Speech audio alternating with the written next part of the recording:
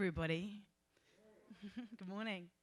So I had the pleasure of meeting Jim probably about 7 or 8 years ago now, and one of the things that really was so inspiring was sort of Jim's illustrious business career and his dedication to sort of channeling that to really get involved in the social impact space. So I wanted just to kick off by asking you, what inspired that transition from this business career to really dedicate your time and energy towards social impact?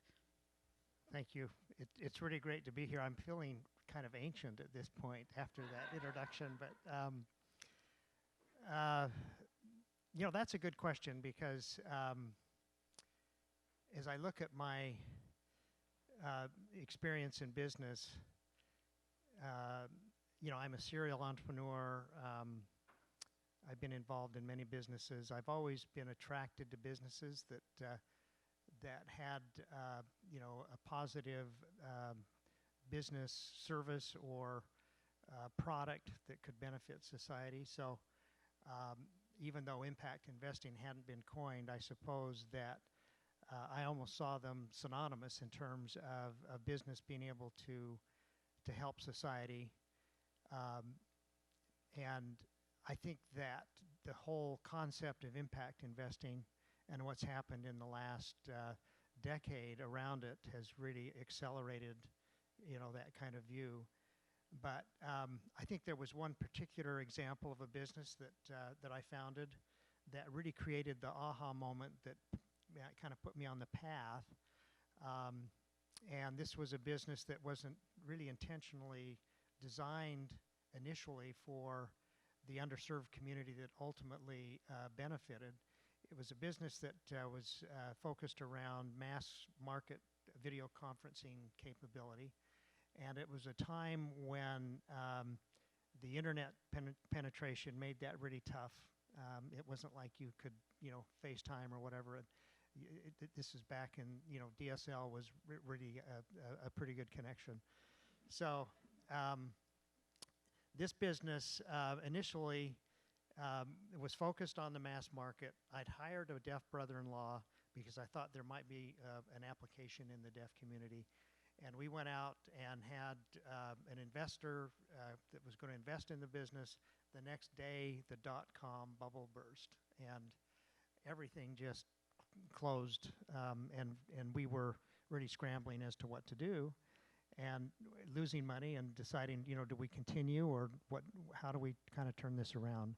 And it was at that juncture that my brother-in-law came to me and said, you know, there's a new service that they're trialing right now, called video relay service, and that service enabled the deaf to communicate with the hearing over the internet through a remote sign language interpreter in real time, and that was a game changer for the deaf community. Yeah, I didn't realize it at the time, but I remember being referred to as the Alexander Graham Bell for the deaf, and I didn't feel like it was deserved, but that's what that service meant to them.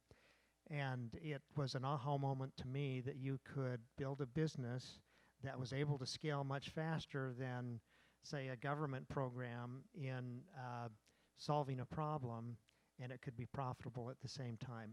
And it was extremely successful business, and it really put me on the path. Then, you know, I wanted to start giving back. I wanted to look for other models, other ways to do this. Impact investing hadn't been coined, you know, in 2003. So, you know, I just started on my own and looking for ways to, and businesses or different models for the same type of thing.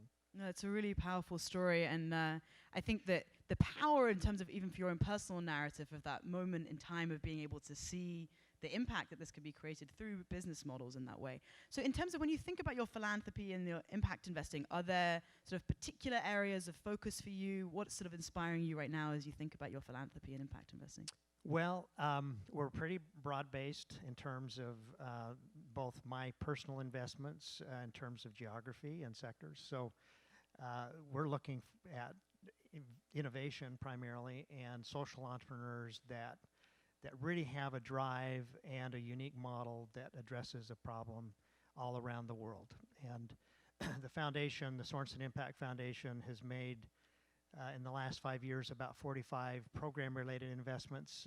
You know, these are considered almost grants because they're very high risk They're very early stage, very catalytic. They're quite often just proof of concept, and really trying to get a business to a point where it's investment ready. And it's been great to see about 50% of those businesses receive institutional capital within 4 years, and ultimately emerge and become successful. About 50% of them are female owned or led. So we don't have an intentional screen there, but it goes to show you that the better managers and founders come from both, spectrums. About I'd say 87% of the recipients are bottom of the pyramid in terms of, and it's all around the world, cross-sector. We do a lot of impact or mission-related investing in the corpus of the foundation, and have moved about 50% of the assets of the corpus of the foundation to mission-related investments. And then I do personal investments that are quite often helping new funds to get off the ground, and again, in the same space, promoting impact investing. That's fantastic. I know that much of the work more recently has been around opportunity zones. Would you be able to share just a bit more about what opportunity zones are and how that's been impacted and engaged in your work? Really excited about opportunity zones. I think we're at an inflection point, really, I think, with impact investing. I've really wanted for some time for the government to recognize and get involved. And so when I became aware of the opportunity zone legislation, I realized that this had a tremendous potential to motivate capital from traditional investors into impact investing, distressed communities, and been quite involved in helping to get that passed and now hopefully launched to be successful.